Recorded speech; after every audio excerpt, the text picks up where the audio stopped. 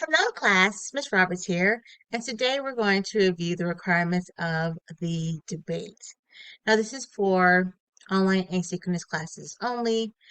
Because we aren't in class together, I wanted to figure out a way for us to present our points, put everything together, while still maintaining the integrity of the asynchronous format.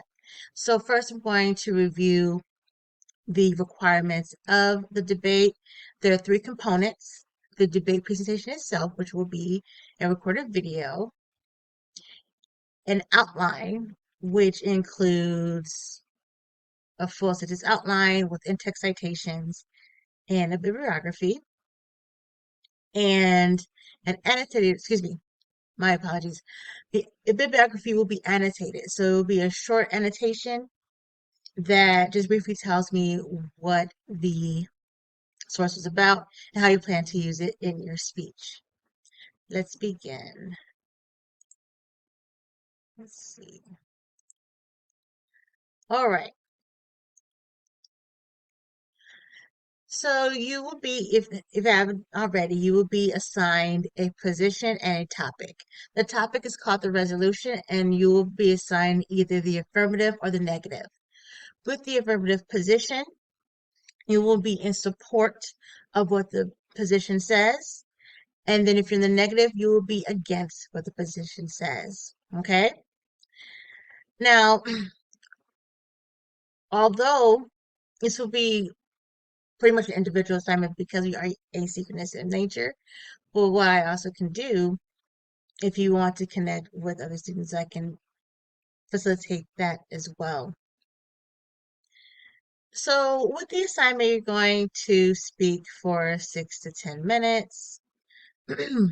If you are at my community colleges, you will be able to use MLA or APA format. If I'm using this for my university students, you'll be using APA only. So that's the only difference. But you will cite your sources and you will speak for 6 to 10 minutes. You can create a YouTube video, put it on unlisted if you don't want the video out there, and post it on the Canvas text box, or you can upload your video file or media recording. Either way is fine. I just need to see the video of your presentation. So the actual speech itself is 200 points, is 100 points for the outlines and your notes. I'll show you what those outlines look like in the first place. Now, with the outline, they look pretty similar, but remember the main distinction between either side is one is for the resolution and one is against the resolution. So you want to make sure to be not finding, but arguing for the appropriate side. Especially with asynchronous, I want to make sure that, hey, I'm advocating for the side that I was assigned to. You don't want to lose points for advocating for the side you weren't supposed to, if that makes sense. So remember, affirmative is for the position, negative is against the position. You can use note cards if you decide to use your screen. Just make sure to keep eye contact with the camera. And then you're going to use at least 4 sources. It can be websites, journals, magazines. You want to make sure that they're credible.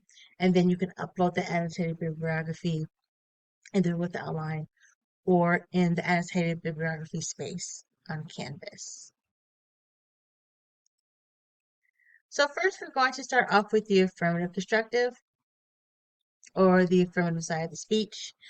So you'll see on the list that several of you will be assigned the affirmative to a particular debate or a particular topic or resolution, right? So similar to what we've done for the policy speech, you are figuring out, hey, what's your attention getter? It could be a story, rhetorical question, or quotation. You're going to define terms in the videos or some of the videos that I showed you, that some of the techniques or the initial beginnings of the argument depends, excuse me, one of the strategies, my apologies, the strategies of beginning the argument is to define the terms within those resolutions. give an overview of your main arguments and specify 2 to 4 main points of the argument. So your thesis is just like a general overview, right? And then in part D, you'll specify what those arguments are. That's just the difference. Like, hey, a general overview of, hey, this is the overall stance of the argument, and then you go into specifics in part D. Now, with the body section, because we are doing this as standalone speeches, you are going to continue on building your argument, and then you are also imagining refuting the opposite, in this case, negative speaker's arguments. So you're trying to anticipate what the other person is going to say. You might say for instance, if you've watched a TikTok video or Instagram video or a YouTube video that is in the video essay format or that gives a stance on their particular idea or argument. Sometimes people directly talk to each other via those formats, but sometimes they don't. They're probably in response to another video and putting in their 2 cents. So because we're asynchronous, we're doing the latter. We're anticipating the opposing viewpoints argument and then of course strengthening our own viewpoint. So in addition to rebuilding and providing more details of your own argument, you're also thinking about, hey, this is the opposing point of view and this is how I'm going to address it. We did something similar with our policy speech where we had a whole section dedicated to the opposing side. And I did that in preparation for this speech. So you can go in with the idea of saying, hey, I'm going to not only stand by my own stance, but I'm going to respond to another stance as well. And then in part B, you're going to critique the argument. So again, you're just anticipating those main arguments and rebuilding your case, right? So when I say rebuilding your case, the idea is the video or the person in the video with the opposing viewpoint is going to be doing the same thing, knocking down, anticipating your argument. So that's why we use the language of constructing, rebuilding, knocking down, and the like. And of course, when with each of these parts, when you incorporate your sources, you're going to have in-text citations, and make sure to cite those sources verbally as well. So according to such and such says, and make sure to weave this in outline format. When I say outline format, make sure to keep the heading. So as I'm watching your video, I'm able to know which part is which and I don't be confused. And as you notice in your rubrics, I divide each section into introduction, body, conclusion. Speaking of conclusion, you're going to have your rebuttal and closing remarks. So you're going to provide just a general summary of your points of view. If you want to add one more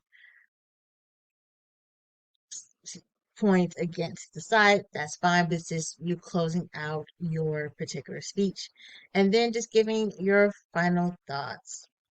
So this is modified from like a team debate type of situation. With this being asynchronous, I want to make this part very simple, but while retaining the key strategy, key skills that you will learn from a team debate. And then I'll have an opportunity for you guys to watch each of these debates and give a feedback. All right. So next we have negative constructive. So this is also 5 to 10 minutes. So because I modified this from a team debate, in debates, usually the affirmative goes first, but there's no first or second because we're asynchronous. So you're going to do the same thing as far as have your attention getter, give your overview of the negative's viewpoint and arguments. So what is the main argument of the negative side?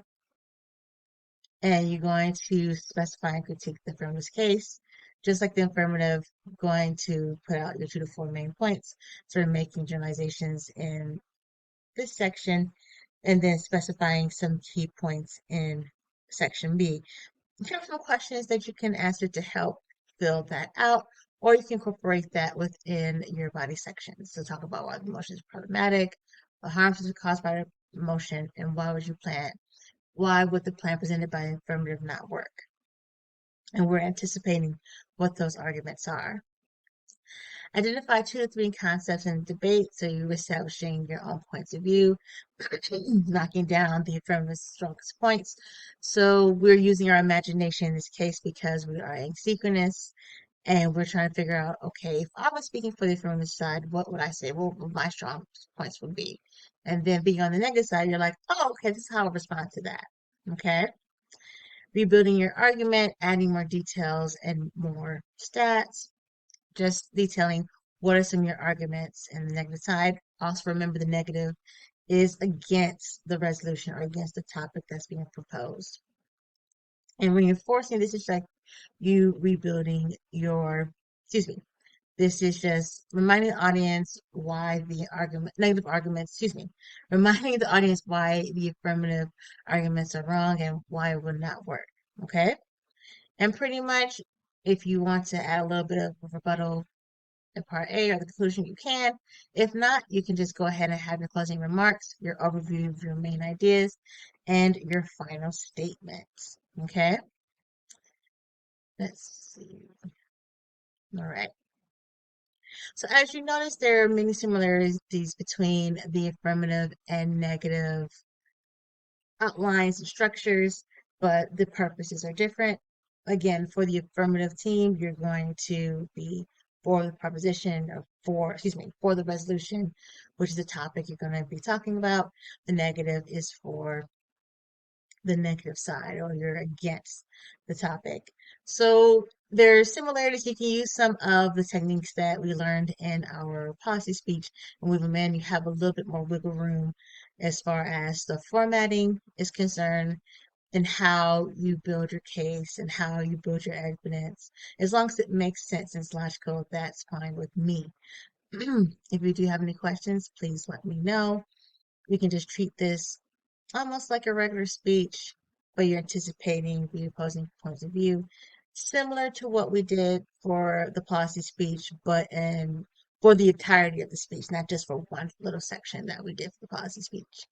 But of course, let me know if you have any questions, and I look forward to hearing your speeches in the debates.